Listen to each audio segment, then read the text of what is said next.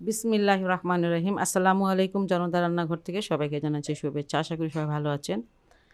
আজকের একটা ডিমের রেসিপি করব, সেটা হচ্ছে এগ মালাই মশলা। এখানে একটা জার নিয়ে ব্লেন্ডারের একটা জার নিয়ে নিয়েছি, আর এখানে আমি দিয়ে দিচ্ছি 1 ইঞ্চি হবে আদা। এখানে আস্ত একটা রসুন, এটা স্কিনটা ফেলে দিয়েছি।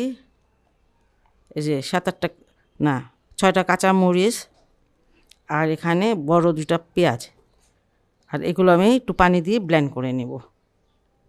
ফ্রাই প্যানে কিছুটা তেল দিয়েছি, এখন পেঁয়াজ দিয়ে দিব। এখানে আধা কাপ পেঁয়াজ আছে।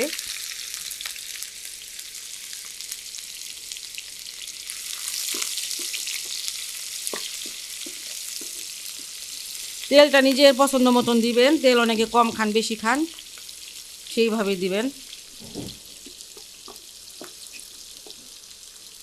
পেঁয়াজগুলো ভাজা হয়ে গেছে আমার, আর এটা আমি নামিয়ে নিব এখন।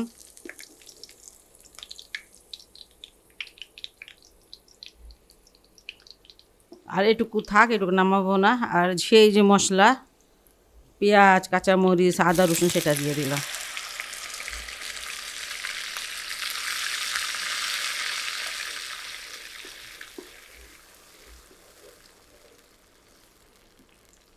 পছন্দ অনুসারে লবণটা দিয়ে দিলাম। এই মশলাগুলো খুব ভালো করে একটু সময় নিয়ে কষিয়ে নিব, কারণ কাঁচা পেঁয়াজের গন্ধটা খুবই খারাপ লাগে। মশলাটা খুব ভালো করে আমি কষিয়ে নিয়েছি। দেখবেন কষাতে কষাতে একটু আঠালো আঠালো ভাব হবে, দেখেন এটাতে লেগে লেগে থাকে। এমন হলে পরে আপনারা বুঝবেন যে এটা কষানো হয়ে গেছে, আর কাঁচা মশলাটার গন্ধ থাকবে না। যাই হোক, এটা হয়ে গেছে। এখানে আমি একটু দারচিনি আর 3টা এলাচ দানা দিয়ে দিচ্ছি, মুখগুলো ফাটিয়ে নিয়েছি।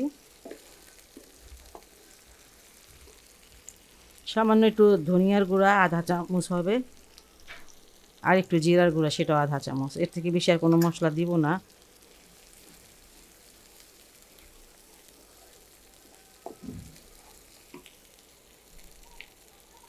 এখানে ক্রিম 2 টেবিল চামচ আছে, সেটা দিয়ে দিলাম।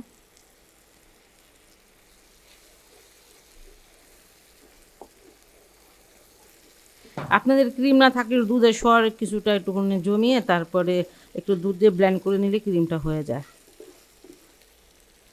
সব কিছু কষিয়ে নিয়েছি, এখন দুধ দিয়ে দিচ্ছি। এখানে 250 গ্রাম দুধ আছে, এটা গরুর দুধ।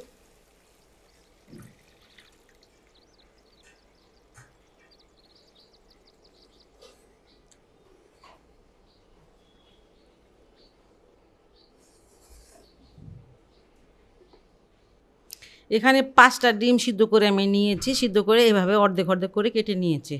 এই ডিমটা অর্ধেক করেই কাটে এই রান্নাটার। যাই হোক, এখানে ডিমগুলো দিয়ে দিচ্ছি।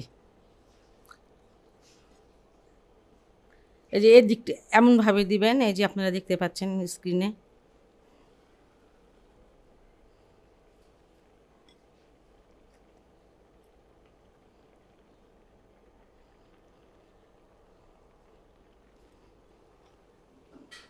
একটু হাতলটা ধরে এই যে একটু ঝাঁকিয়ে দেই, নাড়া যাবে না ওইভাবে। এখানে 4টা কাঁচা মরিচ, সেটা দিয়ে দিচ্ছি।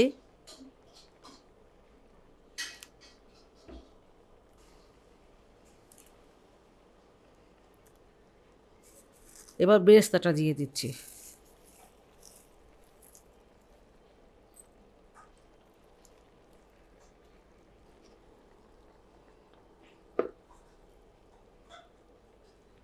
এবার আমি প্রায় 6 মিনিটের জন্য এটা ঢেকে দিব।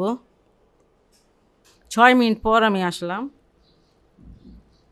এই শেষে একটু ধনিয়া পাতা দিয়ে দিব, আর চুলাটা বন্ধ করে আমি 2 থেকে 3 মিনিট একটু রেখে দেব। তারপর আপনাদেরকে এটা বেড়ে দেখাবো। শেষের দিকে আঁচটা কমিয়ে কিন্তু রাখবেন। খুবই সহজ একটি রেসিপি, ঘরে যা থাকে সেটা দিয়ে হয়ে যায়। আর বাসায় এটা অবশ্যই ট্রাই করতে পারেন। যদি ভালো লাগে তাহলে আমার চ্যানেলকে লাইক, কমেন্ট, সাবস্ক্রাইব করবেন। সবাই ভালো থাকুন, সুস্থ থাকুন, নিরাপদে থাকুন।